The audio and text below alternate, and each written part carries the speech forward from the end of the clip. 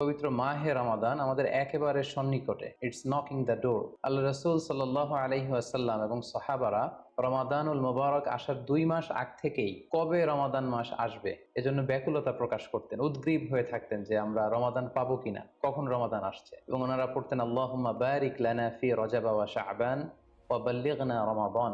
অর্থাৎ হে আল্লাহ, আপনি রজব এবং শাবান মাসে আমাদের বরকত দিন এবং রমাদান পর্যন্ত আপনি আমাদেরকে পৌঁছে দিন। প্ল্যানের ক্ষেত্রে সর্বপ্রথম যেটা আমি বলতে চাই সেটা হচ্ছে পুরো রমাদান মাসে সালাতের ব্যাপারে আমাদেরকে সর্বপ্রথম বেশি সচেতন থাকতে হবে। It's mandatory. 5 ওয়াক্ত সালাত যেন আমরা জামাতের সাথে আদায় করতে পারি, এই বিষয়টা খেয়াল রাখতে হবে। কোনো কারণে যদি জামাত ছুটেও যায়, কাজা যেন না হয়ে যায়। কারণ আমাদের যদি জামাত ছুটে যায়, সালাত যদি কাজা হয়ে যায়, তাহলে আপনার প্রোডাক্টিভিটি কমে যাবে। সো প্ল্যানের ক্ষেত্রে এখন থেকে আমাদের এটা মাথায় রাখতে হবে যে পুরো রমাদান জুড়ে আমরা 5 ওয়াক্ত সালাত জামাতের সাথে আদায় করব। কোনো কারণে জামাত যদি ছুটেও যায়, কোনো নামাজ যেন আমার কাজা না হয়ে যায়, এই ব্যাপারে আমরা